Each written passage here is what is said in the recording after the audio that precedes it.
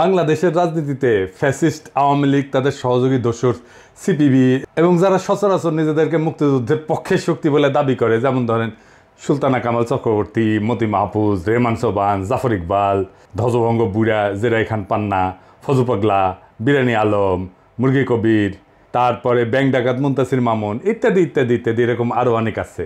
এদের চেতনা ব্যবসার একটা মূল উপাদান বা বয়ান হইতেছে 1971 সালে পাকিস্তানি আর্মি 9 মাসে, মানে মার্চ থেকে ডিসেম্বর পর্যন্ত বাংলাদেশে একটা জেনোসাইড বা গণহত্যা করেছে, এবং সেই জেনোসাইডে 30 লক্ষ মানুষ শহীদ হয়েছে। আর পূর্ব পাকিস্তানের তৎকালীন 7.5 কোটি জনসংখ্যার মধ্যে নাকি 1 কোটি মানুষ ঘর বাড়ি ছাইরা ভারতে আশ্রয় নিয়েছিল। এই দুইটা ছাড়াও আরও আছে, 2 লক্ষ মা বোনকে নাকি ধর্ষণ করেছিল পাক বাহিনী আর তার দোসরেরা। এবং এই সমস্ত অত্যাচার নির্যাতনের পরিণামে ভারত মানবিক কারণে আগায় এসে তৎকালীন পূর্ব পাকিস্তানে সামরিক অভিযান চালায়, পাকিস্তানি সেনাবাহিনীকে পরাজিত কইরা আমাদের মুক্ত স্বাধীন কইরা দেয়।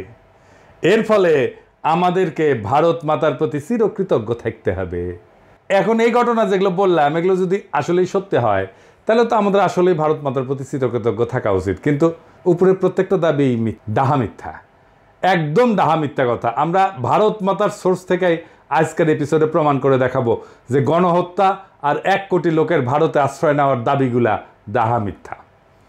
2 লক্ষ দর্শনের মিথ আমরা আরেকটা এপিসোডে ভাঙবো, এইটাতে না।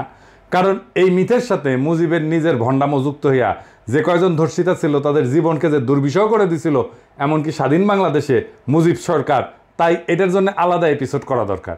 আজকের এপিসোডের মূল বিষয় হইতেছে 2 ধাপ্পাবাজি, 71-এর 30 লক্ষ শহীদ এবং ভারতে আশ্রয় নেওয়া 1 কোটি শরণার্থী। এখন প্রশ্ন হচ্ছে, যদি দাবিগুলো মিথ্যা হয়ে থাকে তাহলে এসব বয়ান প্রচার করলো কে, কেনই বা প্রচার করলো? তখনকার আন্তর্জাতিক মিডিয়ার সাংবাদিকরা ভারতের দিল্লি আর কলকাতাতে অবস্থান করে ঘটনাগুলো কভার করত। ভারতের মিডিয়া এবং ইস্টার্ন কমান্ড তাদেরকে যে সমস্ত প্রেস ব্রিফিং দিত, তারা সেটাই পাবলিশ করত। ভারত মাতার মিডিয়া যে কি মাল, সেটা তো আমরা আজকে হারে হারে টের পাইতেছি, তাই না? ফ্যাসিস্ট খুনি হাসিনা পতনের পর থেকে তারা এমন কোনো আজগুবি অতিরঞ্জিত খবর নাই যেটা বাংলাদেশের বিরুদ্ধে অপপ্রচারের অংশ হিসেবে পাবলিশ করেন। তো এই কাজে ভারতের লক্ষ্য কী ছিল? ভারতের লক্ষ্যই ছিল এই উপমহাদেশের মুসলমানদের মধ্যে যাতে কোনো মতে একটা ইউনিটি বা একতার বোধ না থাকে। এখানে একটা ব্যাপার খেয়াল করলে দেখবেন যে ভারত মাতা উপমহাদেশের যে ডাইভার্স বহুভাষী হিন্দুদের এক রাষ্ট্রে বসবাস করার মধ্যে কোনো গরমিল লক্ষ্য করে না। কিন্তু উপমহাদেশের বহু ভাষাভাষী মুসলমানরা যখন শক্তিশালী হইয়া একসাথে একটা রাষ্ট্র গঠন করে, তার বিরুদ্ধে সর্বশক্তি নিয়ে ঝাঁপায় পড়ে। এখনও দেখেন উপমহাদেশের বিভিন্ন মুসলমানদের মধ্যে দাঙ্গা হাঙ্গামা ফ্যাসাদ এগুলো লাগায় রাখে। এইটার একটা উপায় হইতেছে ভুয়া অর্থনৈতিক বৈষম্যের বয়ান সৃষ্টি কইরা দেশীয় হলুদ মিডিয়া দিয়া প্রচার করানো। বাংলাদেশি মুসলমানদের পাকিস্তানি মুসলমানদের ঘৃণা করতে শেখানো, পাঞ্জাবি মুসলমানদের ঘৃণা করতে শেখানো, বেলুচ মুসলমানদের ঘৃণা করতে শেখানো, এমনকি তাদের ভাষা উর্দুকে ঘৃণা করতে শেখানো। এখনও দেখবেন যে বিপদগ্রস্ত জাতি যারা একটা গণহত্যা থেকে পালায় বেঁচে বাংলাদেশে আশ্রয় নিছে, সেই রোহিঙ্গা জনগোষ্ঠী, রোহিঙ্গা মুসলমানদের বিরুদ্ধে ঘৃণা ছড়ানি, এটা চেতনাজীবীদের একটা অন্যতম প্রধান কাজ। আমরা আগের এপিসোডগুলোতে এইসব নিয়ে বিস্তারিত আলোচনা করছি। আর একটা গুরুত্বপূর্ণ প্রোপাগান্ডার কৌশল ছিল আজগুবি কাল্পনিক একটা অত্যন্ত অতিরঞ্জিত অবাস্তব নিহতের সংখ্যা ছড়ানো, যাতে মুসলমানদের মধ্যে চির দুশ্মনী আর ঘৃণা বজায় থাকে, মুসলমানরা যেন একে অপরকে ঘৃণা করে। বাস্তবে ভারতের এই কৌশল কাজও করেছে। আপনারা লক্ষ্য করলে দেখবেন 1971-এর চেতনাজীবীদের মতো ইসলামোফোব, ইসলাম বিদ্বেষী খুব বিরল দুনিয়াতে। যতগুলো ইসলামোফোব আছে সব কয়টা শতকরা 100% ভারতের 5 দালাল এবং আওয়ামী লীগের 71-এর চেতনাজীবী। এরা সবসময় 30 লক্ষের জেনোসাইড, 1 কোটি শরণার্থী, এইসব ব্যাপারে বয়ান টেনে না পরিবেশ ঘোলা করে সময় অসময়। আওয়ামী লীগের বাইসে থাকার অক্সিজেনে হইতেছে এই বয়ানগুলা। এই বয়ানগুলা দেশের মানুষের মন থেকে জয় বাংলা হয়ে গেলে আওয়ামী লীগও মানুষের মন থেকে কর্পূরের মতো উবে যাবে। আজকে এই 2টা বয়ানকে চিরতরে জয় বাংলা করে দেওয়া হবে ইনশাল্লাহ। প্রথমে আসি 1971-এর যুদ্ধের সময় ভারতে আশ্রয় নেওয়া শরণার্থীদের ব্যাপারে। দাবি করা হয় 1 কোটি মানুষ পাকিস্তানি বাহিনীর আক্রমণে ঘরবাড়ি ছেড়ে ভারতের শরণার্থী শিবিরে আশ্রয় নিয়েছিল। তো আওয়ামী লীগের নেতারা কিন্তু শরণার্থী শিবিরে আশ্রয় নেয় নাই।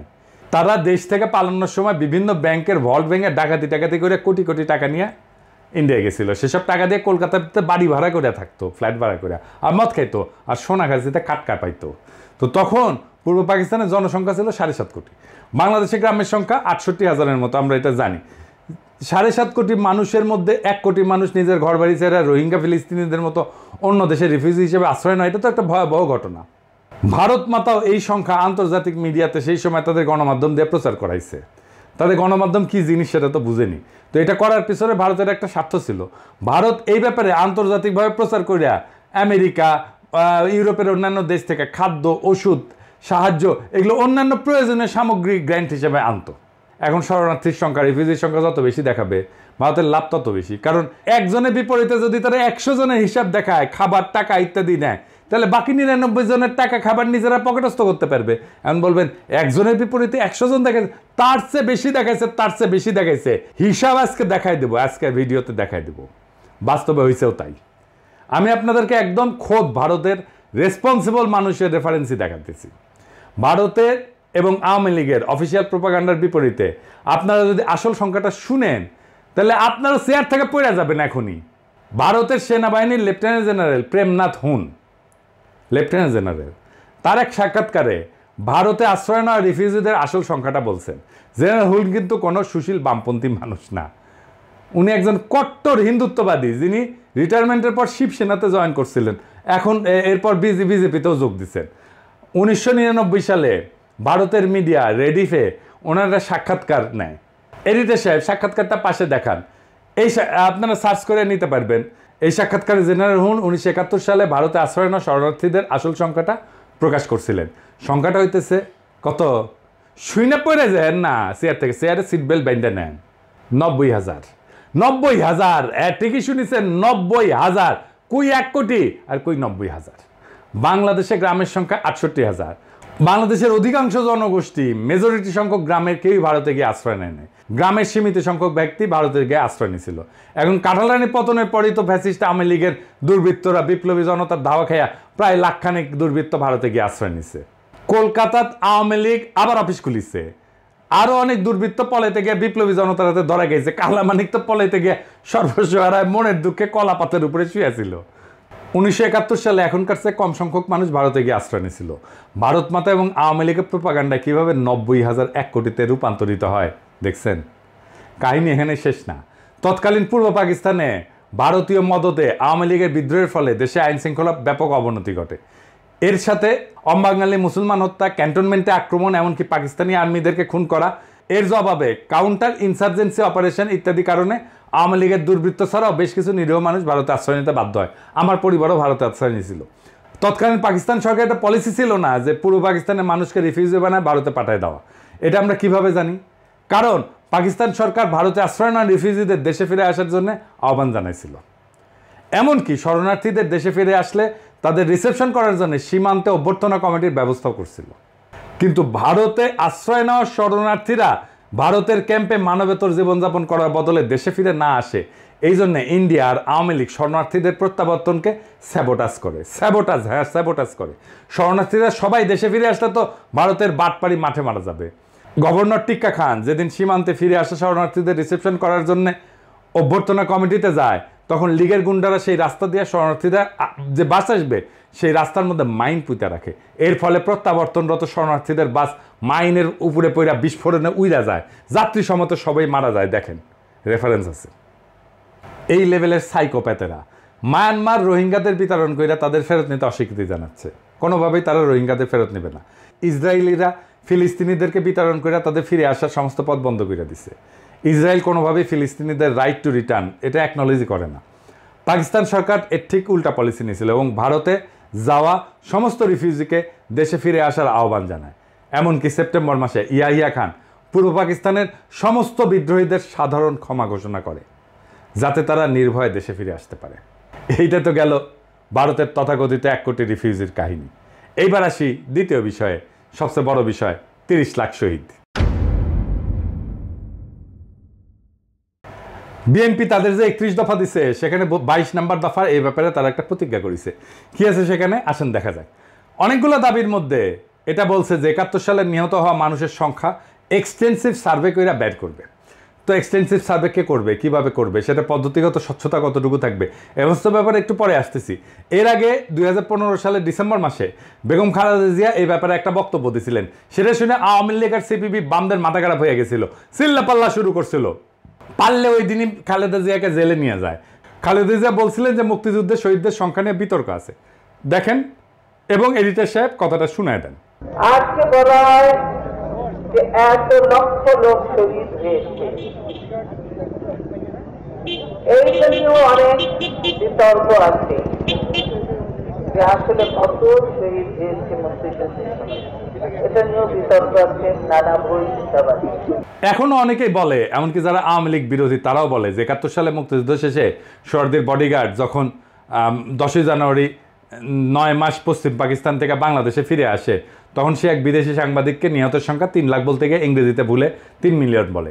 এরপর একবার বলে ফেলার পর সেটা বারবার রিপিট করতে করতে আন্তর্জাতিক মিডিয়াও আনক্রিটিক্যালি কোনো যাচাই বাছাই ছাড়াই সেই সংখ্যা বিভিন্ন জায়গায় কপি পেস্ট করে প্রিন্ট করে প্রচার করতে থাকে। এখন এইটা সাংবাদিকতা পেশার একটা কমন বৈশিষ্ট্য যে সাংবাদিকরা এক জায়গায় পাবলিশ হওয়া রিপোর্ট কপি পেস্ট করে নিজেদের মধ্যে পাবলিশ করতে থাকে। আসল ইনভেস্টিগেটিভ সাংবাদিকরা ব্লাইন্ডলি কোনো রিপোর্ট কপি পেস্টের এই অভ্যাস ফলো করে না, সেই ব্যাপারে তদন্ত করে দেখে। এটা খালি বাংলাদেশে না, আমেরিকা সহ পাশ্চাত্যের মিডিয়াতেও হয়। ইনভেস্টিগেটিভ জার্নালিজমের আইকন ওয়াগারের পথ বালক না, ওয়াগারের পথ বালক না, এগুলো আইকন, মেলা আইকন আছে। সেমর হার্স নামে একজন বিখ্যাত ইনভেস্টিগেটিভ জার্নালিজমের আইকন আছে। এ ব্যাপারে অনেক লিখছেন এবং তার গ্রাউন্ড ব্রেকিং সব ইনভেস্টিগেশন রিপোর্ট যেগুলো সবগুলো মেজর নিউজ মিডিয়ায় আলসেমি করে কপি পেস্ট করে অসংখ্য বয়ানকে তথ্য প্রমাণ সহ রিপিউট করছে। এখন যারা বলে সোহরাওয়ার্দীর বডিগার্ড 3 লাখ বলতে গিয়ে 30 লাখ বলছে, তারা ওই 3 লাখ সংখ্যাটাই বা কোন সার্ভের ভিত্তিতে পাইছে? যদি এটা জিজ্ঞেস করেন এই ব্যাপারে কোনো জবাব পাবেন না। ঘুরে ফিরে কিছু পেপারে কপি পেস্ট করে কিছু আর্টিকেল বড় জোর দেখাবে, যেসব আর্টিকেলে কোথাও কোনো ধরনের ফিল্ড সার্ভের কোনো রেফারেন্স থাকে না। এখন এটা মানলাম যে সোহরাওয়ার্দীর বডিগার্ড মূর্খতা ছিল, তো কয়েকবার ফেল করে ক্লাস 10 পাস করছে, ম্যাট্রিক পরীক্ষায় নকল করে পাস করতো আর অন্যদেরকেও নকল করতে উৎসাহ দিত। সে লাখকে ইংরেজিতে মিলিয়ন বলছে। এখন প্রশ্ন হচ্ছে 3 লাখ সংখ্যাটাও তো 30 লাখের মতোই ভিত্তিহীন, বাইরে একটা সংখ্যা। যারা এই সংখ্যা প্রচার করে তারাও তো আজগুবি একটা সংখ্যা প্রচার করে। এবার আসেন আসল সংখ্যা কত ছিল সেটা বের করা যাক। আস্তে আস্তে সব রেফারেন্স দেখাইতেছি। এবার আপনারা চেয়ার থেকে মাটিতে পড়ে যাবেন, হ্যাঁ, অথবা আপনাদের সোয়াল খুলে ঝুলে পড়বে। আসেন দেখি সেটা। প্রথমত 3 লাখ সংখ্যা নিয়ে একটা রেফারেন্স দেখাই। 71 সাল নিয়ে সবচেয়ে বেশি স্কলারলি বই হইতেছে লিসন আর রোজের। বইয়ের নাম হইতেছে war and secession, Pakistan, India and the creation of Bangladesh. 1991 সালে পাবলিশ হয় বইটা। এখানে 2 জন লেখক এই বইতে দেশগুলোর সমস্ত অফিসিয়াল ডকুমেন্ট রিভিউ করছেন এবং 3 দেশের 71 সালে ভূমিকা রাখা সব গুরুত্বপূর্ণ ব্যক্তিদের ইন পার্সন সামনাসামনি সাক্ষাৎকার নিয়েছেন। এই সমস্ত তথ্য প্রমাণ তারা বিশ্লেষণ কইরা এই বইটা লিখছেন। এটা অত্যন্ত গুরুত্বপূর্ণ একটা প্রামাণ্য বই। এই বইয়ের লেখকেরা 71 সালে বাংলাদেশে যুদ্ধের নিয়ন্ত্রণ করা 2 জন অত্যন্ত সিনিয়র ভারতীয় সাক্ষাৎকার নিছেন, যেখানে তাদের জিজ্ঞেস করা হয় 71 সালে নিহত বাঙালির সংখ্যা কত। একজন ভারতীয় উত্তর দেয় 3 লাখ, কারণ সে টের পাইছিল এই ঘাঘু লেখকদের কাছে 30 লাখের মতো অবাস্তব হাস্যকর একটা সংখ্যা বেচা যাবে না। সে অন্য প্রচলিত সংখ্যা 3 লাখ বলে দেয় ফট কইরা। মজার ব্যাপার হচ্ছে ওই ভারতীয় যখন 3 লাখ বলে তার পাশে বসে থাকা আরেকজন ভারতীয় তার দিকে কটমট করে তাকায়, সংখ্যা বাড়ায় এটা বোঝানোর জন্যে। এরপর প্রথম ভারতীয় এক ধাক্কায় তার সংখ্যা বাড়ায় 5 লাখ বলে ফেলে। মানে মাথায় যা আসে সেটাই ফসাদ করিয়া কয়া দেয়। তো ইন্ডিয়ান প্রোপাগান্ডা কি মাল সেটা তো আজকাল জাতি ভালো করে বুঝছে। মেন স্ট্রিম মিডিয়াগুলো পর্যন্ত একটা ঘটনার ছবি আর একটা ঘটনার ছবিগুলো চালায় দেয়। এইখানে লেখক 2 জন সেই ঘটনার বিবরণ লিখছেন এবং মতামত দিচ্ছেন, এবং হতাহতের সংখ্যা যাই হোক এর মধ্যে অনেক প্রশ্ন আছে, যেমন কতজন যুদ্ধ করতে যেয়ে মারা গেছে, কতজন বিহারি ছিল, অবাঙালি মুসলমান ছিল, এর মধ্যে কতজন পাকিস্তানি বাহিনীর হাতে, কতজন ভারতীয় বাহিনীর হাতে, কতজন মুক্তি বাহিনীর হাতে মারা গেছে, বা পাকিস্তানি বাহিনীর কতজন মারা গেছে, রাজাকার কতজন মারা গেছে। এইবার আসি ইনভেস্টিগেটিভ ফিল্ড সার্ভে নিয়ে। ইনভেস্টিগেশনের আগে কিছু জিনিস ক্লিয়ার করা জরুরি। অধিকাংশ বাঙালি, বিশেষ করে বাঙ্গু, সুশীল, প্রগতিশীল, সামরিক ব্যাপারে একদম অজ্ঞ। এই জন্যই মুক্তিযুদ্ধ নিয়ে এত মিথ তৈরি করা গেছে। অজ্ঞ মানে একেবারে গণ্য মূর্খ, মূর্খসোদা। এমনকি যারা নিজেদেরকে ট্রেনিং প্রাপ্ত মুক্তিযোদ্ধা বলে দাবি করে তারা মূর্খসোদা সামরিক ব্যাপারে। মুক্তিযুদ্ধের একদম সামরিক মিলিটারি বিশ্লেষণ আর অ্যানালাইসিস আমরা সামনের আর এক এপিসোডে করবো। এখন কইবা পারেন দাদা ট্রেনিংপ্রাপ্ত মুক্তিযোদ্ধারা কীভাবে সামরিক ব্যাপারে অজ্ঞ হয়? তারা তো বড় বড় ডায়লগ মারে, অস্ত্র জমা দিয়েছি, ট্রেনিং জমা দেই নাই। তো অস্ত্র আর ট্রেনিং, পুলিশ বা সামরিক ব্যাকগ্রাউন্ড ছাড়া কাউরে অস্ত্র হাতে দেন? কেউ যদি চালাইতে পারে, ধরতে পারে ঠিক মতো, আমরা এসে কইয়েন। পুলিশ, মিলিটারি বা ইপিআর ব্যাকগ্রাউন্ডের মুক্তিযোদ্ধাদের বাইরে সকল মুক্তিযোদ্ধাদের যে কত বেইজ্জত করছি তার হিসাব নাই। আমার লগে বসাই দিয়েন লাইভে, আমি আজকে চ্যালেঞ্জ দিতেছি, আমি প্রমাণ করে দিব ওই অস্ত্রই ধরে নাই। আমি ওদের কি জিজ্ঞাসা জানেন কি অস্ত্র ইউজ করতেন, কত ক্যালিবারের বুলেট ইউজ করতেন, ব্যারেল লেন্থ কত, ব্যারেল লেন্থ কইতে পারলে জিজ্ঞাইতাম কি কামে ইউজ করতেন, অ্যাকশন কি, বোল্ট পাম্প না সেমি অটো না ফুল অটো, রেট অফ ফায়ার কত, ইফেক্টিভ রেঞ্জ কত, ম্যাগাজিন ক্যাপাসিটি কত, এখানে কাট হয়ে যাবে। আমার সাথে লাইভে আসেন, কোন মুক্তিযোদ্ধা বেড়া আছেন আমার সাথে লাইভে আসেন। বাংলাদেশের সব টিভি চ্যানেলকে বললাম আমার লাইভ প্রচার করবেন। কোন মুক্তিযোদ্ধা যার যে পুলিশ না, ইপিআর না, যে মিলিটারির ব্যাকগ্রাউন্ড নাই, যে সাধারণ মানুষ মুক্তিযুদ্ধ ট্রেনিং করে অস্ত্র জমা দেই নাই কইছে, ওরে নিয়ে আসেন আমার সামনে বসে দেন। অস্ত্র ধরে নাই ওটা আমি প্রমাণ করে দেব। ইন্ডিয়া যাদেরকে কি ট্রেনিং দিছিল সেটা আমি ইন্ডিয়ান জেনারেলদের বই থেকে রেফারেন্স দিয়ে দেখাইতেছি। ইস্টার্ন কমান্ডের chief of staff general Jacob তার বইতে কি লিখছে দেখেন। উনি বলছেন যে একদম আনট্রেন্ড, সামরিক ব্যাপারে পরিচিতি নেই এরকম মানুষদের মুক্তিবাহিনীতে এনরোল করা হতো। এদেরকে প্রপার ট্রেনিং দিয়ে কার্যকর করতে কমপক্ষে 3 মাসের ট্রেনিং দেওয়া লাগতো। সেইখানে তাড়াহুড়া করে 3 থেকে 4 সপ্তাহে ভুগি ঝুঁকি কিছু ট্রেনিং দিয়ে ছেড়ে দেওয়া হতো। এর ফলে এদের কার্যকারিতা সীমাবদ্ধ ছিল। জেনারেল লসমান সিং, যিনি ইস্টার্ন ফ্রন্টের ডিভিশনাল কমান্ডার ছিলেন, উনিও একই কথা লিখেছেন। তার বইয়ের নাম victory in Bangladesh. Eastern commander general Lachhman Singh সরাসরি মুক্তিবাহিনীকে প্রোপাগান্ডার প্রেসে পাবলিশ হওয়া তাদের কার্যকলাপকে ফিকশনাল বলছে এই সমস্ত ইস্টার্ন কমান্ডার প্রোপাগান্ডা মেশিনের প্রচার। মুক্তিবাহিনীর মিত্ররাই তাদের নামে এইসব লেখে, এইসব কথা পাকিস্তানিরা লেখে নাই। আর আমাদের মুক্তিযুদ্ধের গল্প শোনান মিয়ারা। খোদ মুক্তিবাহিনীর ডেপুটি চিফ অফ স্টাফ একে খন্দকার তার বইয়ে হুবহু একই কথা লিখেছে। একে খন্দকারের এই বই লেখার পর আওয়ামী লীগ, জাফর ইকবাল, আনিসুল্লাহের পুচ্ছে আগুন লেগে গেছিল। তার এডিট করতে হয়েছে, বই টেক্সট চেঞ্জ করতে হয়েছিল। 1971 সালের 18 সেপ্টেম্বর বিলাতের দ্য গার্ডিয়ান পত্রিকার একটা আর্টিকেল প্রকাশিত হয়, big brother goes to war. লেখক শাস্তিব্রত একজন ব্রিটিশ বংশোদ্ভূত ভারতীয় বাঙালি সাংবাদিক, যিনি ত্রিপুরাতে ভারতীয় ট্রেনিং শিবির ঘুরে দেখে এসে সেখানে মুক্তিবাহিনীর ট্রেনিং নিয়ে একটা রিপোর্ট করে। রিপোর্টে এটাও লেখা আছে এই রিপোর্ট যদি ভারত থেকে করতো তাকে ভারতে গ্রেপ্তার করতো। 19 সেপ্টেম্বর মাসে আগরতলাতে একটা ক্যাম্পে মুক্তিবাহিনীর ভলান্টিয়ারদের সাথে কথা বলে জানতে পারেন সেখানে 200 জনের ভলান্টিয়ারদের মধ্যে মাত্র 6 জনকে সামান্য কিছু ট্রেনিং দেওয়া হয়েছে এবং মাত্র 3 জন কোনো একটা অপারেশনে অংশ নিছে। সব অপারেশনে যেমন ব্রিজ ধ্বংস করে এরকম কাজে ইন্ডিয়ানরা কিন্তু নিজে করতো। আমি বলতেছি, লিখে দিচ্ছি, ইন্ডিয়ানরা নিজে করতো। মুক্তিবাহিনীর নিজেদের সদস্যদের মতে তারা বড় জোর 2-1টা গ্রেনেড নিক্ষেপ করছে। এবার একটা মজার ভিডিও দেখেন মুক্তিবাহিনীর সাথে ভারতীয় ইনস্ট্রাক্টররা কিরকম ব্যবহার করতো। এদিকে সে দেখে দেন। এটাকে টানো, ডানে বাজে রাখ, টানো, হ্যাঁ বাস বাস, টাইগার হাত, হ্যাঁ এর হচ্ছে দূরের দুশ্মনের জন্য, দূরের দুশ্মনের জন্য। কি হয়েছে চলো শীষ লাগাও, ঠিক ঝোঁকো সামনে, ডানে শত্রু, পিছনে শত্রু, ডানে শত্রু, পিছনে শত্রু, বাঁ শত্রু, পিছনে শত্রু, ডানে শত্রু, পিছনে শত্রু। এই হচ্ছে জাফর ইকবাল, হুমায়ুন আহমেদ, আনিসুল হকের তৈরি করা মিথিক্যাল মুক্তিবাহিনীর আসল হাল। আর এটা নিয়ে ফজু পাগলা, ধ্বজভঙ্গ বুড়া, জেরাই খান পান্না এসব শোনা গেছেন মুক্তিযোদ্ধার মতো লাফালাফি। তা বাঙ্গু প্রগতিশীলরা যেহেতু সামরিক ব্যাপারে একদম লেজে গোবরে, এরা যেসব বয়ান বানায় সেগুলা কোনো reputable serious military scholar study করলে পাংচার করে দিতে পারবে এক মুহূর্তে। এবার আসেন আর একটা গুরুত্বপূর্ণ বিষয় নিয়ে আলাপ করি। 71 সালে যুদ্ধে ইস্টার্ন ফ্রন্টে পাকিস্তান আর্মির অর্ডার অফ ব্যাটেল কি ছিল? তাহলে কইবেন দাদা অর্ডার অফ ব্যাটেল কি? আমি এটা নিয়ে একটা সিরিয়াস বড় এপিসোড করেছি, আসিবে পরে, সেটা বুঝবেন মুক্তিযুদ্ধের অর্ডার অফ ব্যাটেল নিয়ে। আজকে সংক্ষেপে একটু আলাপ করি। অর্ডার অফ ব্যাটেল হইতেছে একটা যুদ্ধে 2 পক্ষের মধ্যে কার কয়টা ইউনিট অংশ নিয়েছে, কোন ইউনিট কীরকম, সেটার একটা লিস্টই, তালিকা আর কি। যেমন দ্বিতীয় বিশ্বযুদ্ধে 1941 সালে জার্মানি যখন সোভিয়েত ইউনিয়নে হামলা করে সেটার নাম দিয়েছিল অপারেশন বারবারোসা। সেই অপারেশন বারবারোসা ছিল ব্যাপক একটা অভিযান, মিলিটারি ইতিহাসের সবচেয়ে বড় অভিযানগুলোর মধ্যে একটা। সেইখানে জার্মান পক্ষে 141টা ডিভিশন অংশ নেয়। মাথায় রাখবেন 141টা ডিভিশন, 141 141টা ডিভিশন অংশ নেয়। সোভিয়েত পক্ষে জার্মানির এস্টিমেট ছিল 213টা ডিভিশন, একটা ডিভিশন প্রায় 15 থেকে 16,000 সৈন্য থাকে। 1971 সালে ইস্টার্ন ফ্রন্টে পাকিস্তান আর্মির অর্ডার অফ ব্যাটেল কি ছিল জানেন? ডিভিশন ছিল কয়টা জানেন?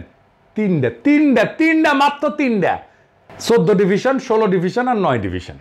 14 ডিভিশন আগে থেকেই ছিল, মার্চের শেষ দিকে এপ্রিল মাসে পশ্চিম পাকিস্তান থেকে অতিরিক্ত 16 আর 9 ডিভিশন আসে ইস্টার্ন ফ্রন্টে। এই 2টা ডিভিশন তাদের ভারী অস্ত্র মানে ভারী কামান টামান এগুলো পশ্চিম পাকিস্তানে রেখে আসে। তারা খালি লাইট উইপন্স মানে হালকা অস্ত্র মোটর এগুলো নিয়ে আসে।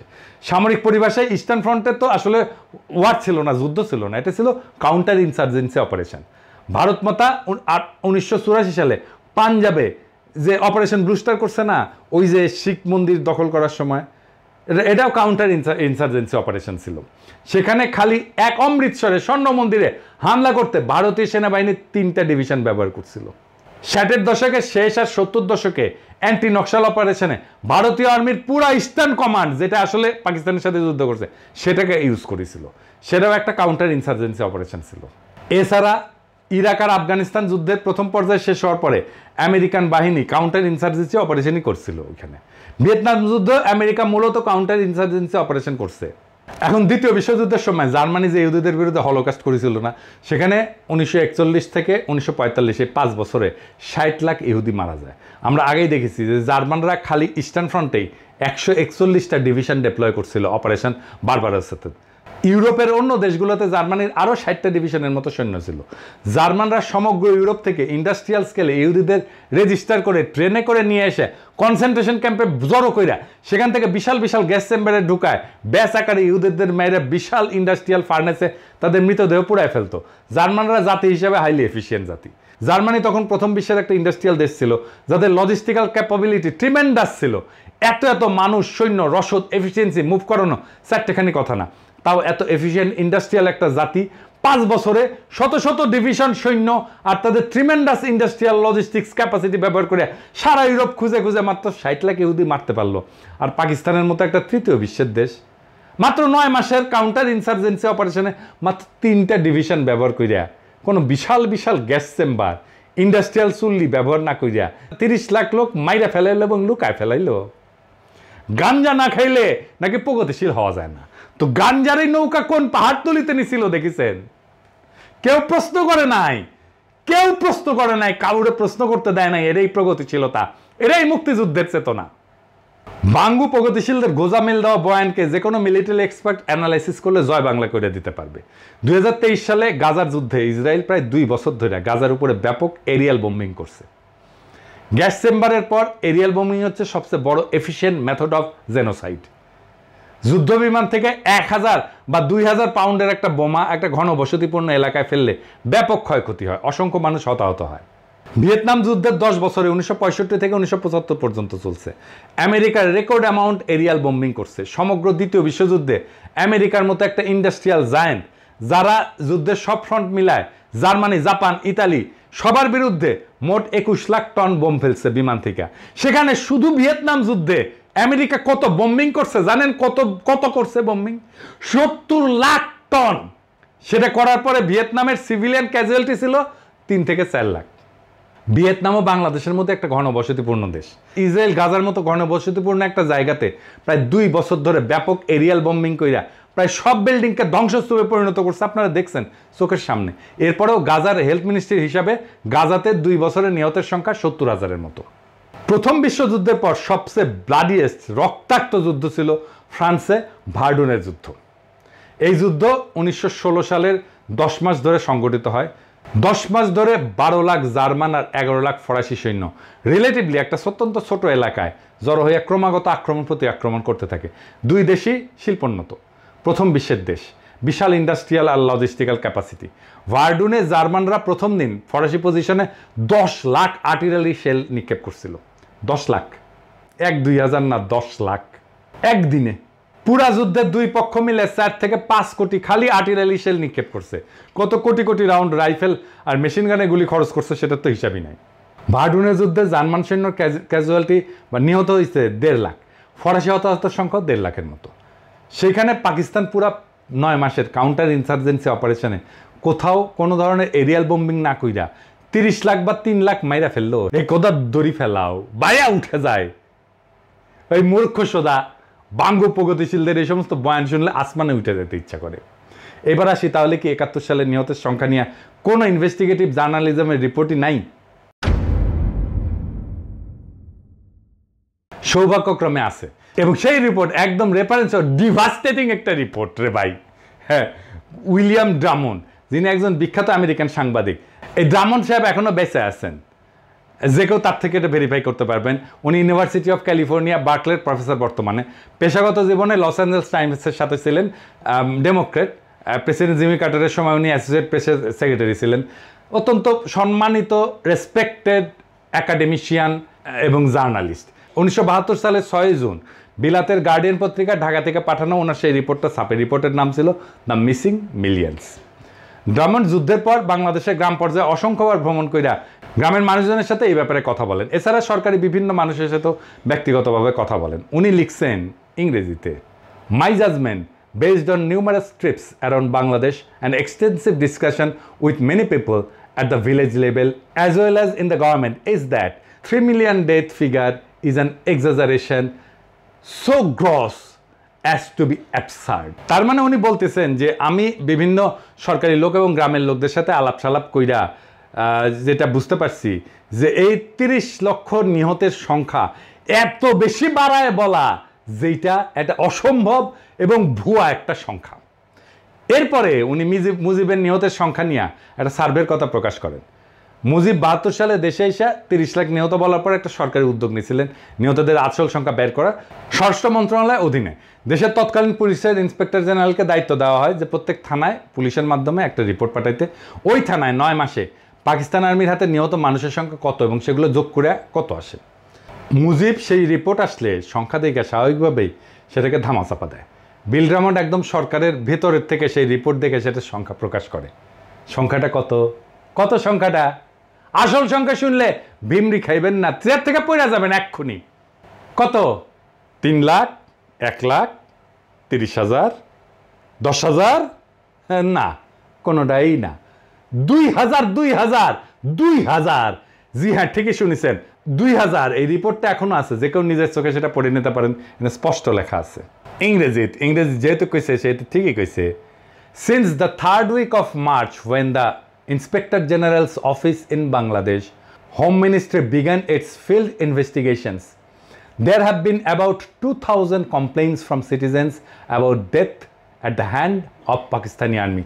তার মানে সারা বাংলাদেশে পুলিশের কাছে পাকিস্তানি আর্মির হাতে মারা গেছে এরকম অভিযোগ জমা পড়ছিল মাত্র 2,000 জনের। ড্রামন্ড এখনো বেঁচে আছেন, তার থেকে এটা কনফার্ম করতে পারবেন। এখন তাইলে আমাদের করণীয় কি? কিভাবে আমরা আজকে বর্তমানে একটা ডিটেল কম্প্রিহেন্সিভ ফিল্ড সার্ভে করে এই ব্যাপারে চিরতরে মীমাংসা করে আওয়ামী লীগের জন্মের মতো জয় বাংলা করতে পারি? প্রথমে আমাদের বের করতে হবে দেশের 68,000 গ্রামে জনপদের মধ্যে কোথায় কোথায় পাকিস্তানি আর্মির বেস ক্যাম্প ছিল। এটার সংখ্যা খুব বেশি হওয়ার কথা না। পাকিস্তানি মাত্র 3টা ডিভিশন সৈন্য দেশে কাউন্টার ইনসার্জেন্সি অপারেশনে ছিল। এরপরে বের করতে হবে 9 মাসে পাকিস্তান আর্মি দেশে কয়টা গ্রামে কখন কবে রেড দিছে। পাকিস্তানও এই ব্যাপারে আমাদেরকে হেল্প করতে পারে, চাইলে তারা করবে। আমরা দরকার হলে ক্রস চেক করে নেব কতজন সৈন্য সেই রেডে অংশ নিছে। সেটা কি একটা স্কোয়াড মানে 9 থেকে 10 জনের ইউনিট ছিল, নাকি একটা প্লাটুন ছিল মানে 30 থেকে 35 জনের? কতক্ষণ ছিল, কতজনকে ওই গ্রামে গুলি করে মারছে, তাদের অ্যামিনেশনের হিসাবপত্র আছে কিনা, কতগুলো অ্যামিনেশন খরচ হয়েছে। এইসব ব্যাপার বের করা তো খুব কঠিন কোনো কাজ না, কারণ বাংলাদেশের মতো ঘন পরিস্থিতিপূর্ণ ভূখণ্ডে একটা গ্রামে আর্মি অপারেশন চালায় কিছু মানুষ মেরে চলে যাওয়ার পর বাকি সবাই ফিরে এসে নিহতদের দাফন কাফন করতো, হিন্দু হইলে লাশ সনাতন রীতিতে সৎকার করতো। আই উইটনেস এবং সার্ভাইভারদের কাছ থেকে একদম পিন পয়েন্ট নিহতের সংখ্যা নিয়ে 9 মাসে সবগুলো এলাকার নামের পাশে নিহতের সংখ্যা লিখে যোগ করে মোট সংখ্যা বের করা খুব কঠিন কিছু কাজ কি না, করো না। কিন্তু এটা করবে না কেন? কারণ এই যে ফাপড় নেওয়া এটা তো ফাঁস হয়ে যাবে, মিছা কথা ফাঁস হয়ে যাবে। এই কাজ এখনও করা সম্ভব, কারণ 71 সালে জীবিত প্রাপ্তবয়স্ক বহু মানুষ এখনও জীবিত আছে। এরকম রেড প্রত্যেক গ্রামে তো হয় নাই। দেশে 68,000 গ্রামের মধ্যে অতি অল্প সংখ্যক গ্রামেই হয়েছে। তার উপরে এক গ্রামে বড় জোর একবার কি 2বার এরকম রেড হয়েছে। পুরো ব্যাপারটায় একটা ক্রোনোলজিক্যাল রিকনস্ট্রাকশন করতে হবে। ক্রোনোলজিক্যাল রিকনস্ট্রাকশন মানে দিন সময় সপ্তাহ অনুযায়ী পুরো 9 মাসের ঘটনাকে রিকনস্ট্রাক্ট করা এইভাবে সম্ভব। এটা করা হইলে কমন সেন্স আর ইনভেস্টিগেটিভ সব রিপোর্ট অনুসারে পাকিস্তান আর্মির কাউন্টার ইনসার্জেন্সির আসলে নিহতের সংখ্যা কয়েক হাজারে নেমে আসবে, আমি শিওর। এরপর সেই তদন্ত খালি বাঙালি না, ভারতীয় আওয়ামী সন্ত্রাসীরাতে যত অবাঙালি মুসলমান মারা গেছে তার পুঙ্খানুপুঙ্খ তদন্ত করে সেটাও বের করতে হবে। দুটো সংখ্যায় কম্পেয়ার করে ঠিক করা হবে কে আগে কার কাছে মাপ চাইবে। এই তদন্ত শেষ হওয়ার আগে কেউ কারো কাছে ক্ষমা চাওয়ার প্রশ্নই ওঠে না। পররাষ্ট্র সচিব জসিম খুব লাপাইছিল পাকিস্তানে ক্ষমা চাওয়া নিয়ে, আবার পাকিস্তানের টিম আসতেছে, এবার ক্ষমা চাওয়া বালসালেই আলাপ যে তুলবে না তার পাশার ফালস আমরা সব উঠায় ফেলা হবে। যদি বেশি ফালাফালি করে বাটাম একেবারে খুলে ফেলাম এবার, যদি কেউ এই আলাপটা তোলে। একবার যদি মুক্তিযুদ্ধের চেতনার কুর করে নিয়ে ওঠে তাদের।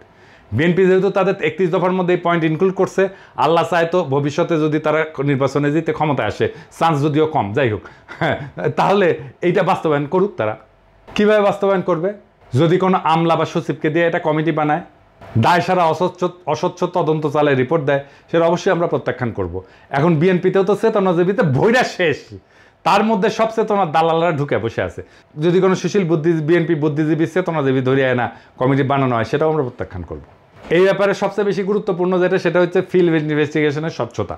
বাংলাদেশের আমলা, বিশ্ববিদ্যালয়, শিক্ষক, এইসবের যা হজবরল অবস্থা, তাদের দিয়ে এই ম্যাগনিটিউডের কোনো কাজ স্বচ্ছভাবে দ্রুত এফিসিয়েন্টলি করার প্রশ্নই ওঠে না। ওই এফিসিয়েন্সি বাংলাদেশের নাই এখন।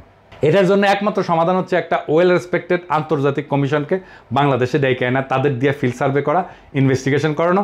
কারা থাকবে সেই কমিশনে?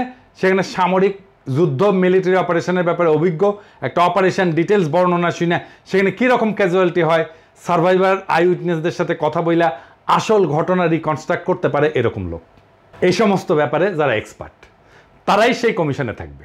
এখন প্রশ্ন করতে পারেন কে কে এই সমস্ত ব্যাপারে এক্সপার্ট? পৃথিবীর টপ স্কলারদের নাম দিতেছি, যাদের দিয়া এই কমিশন গঠন করতে হবে। আমি নাম দিয়ে দিতেছি আজকেই।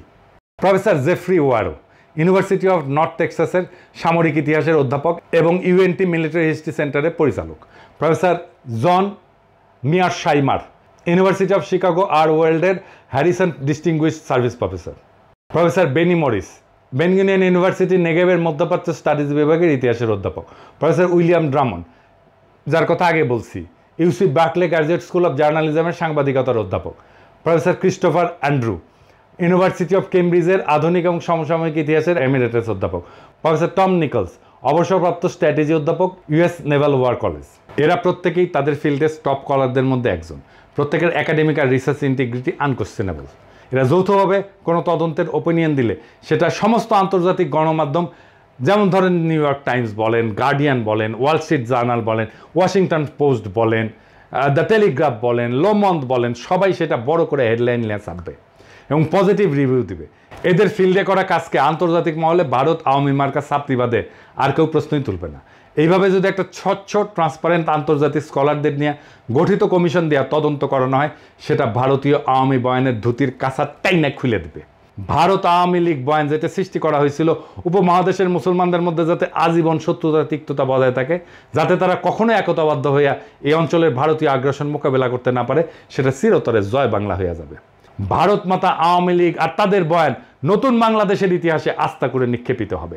নতুন বাংলাদেশকে এই সত্যভিত্তিক ইতিহাসেই শক্তি দেবে, যেখানে মিথ্যার স্থান হবে না, আর সত্যের উপরে জনগণের আস্থা হবে আগ্রাসন প্রতিরোধের সবচেয়ে বড় অস্ত্র। ইনশাআল্লাহ জয় হবে সত্যের, আর ইতিহাস লেখা হবে। এই প্রজন্ম মিথ্যার শিকল ভেঙে সত্যকে মুক্ত করছিল, আবার সেই সত্যকে সে মুক্ত করবে। ইনকিলাব জিন্দাবাদ।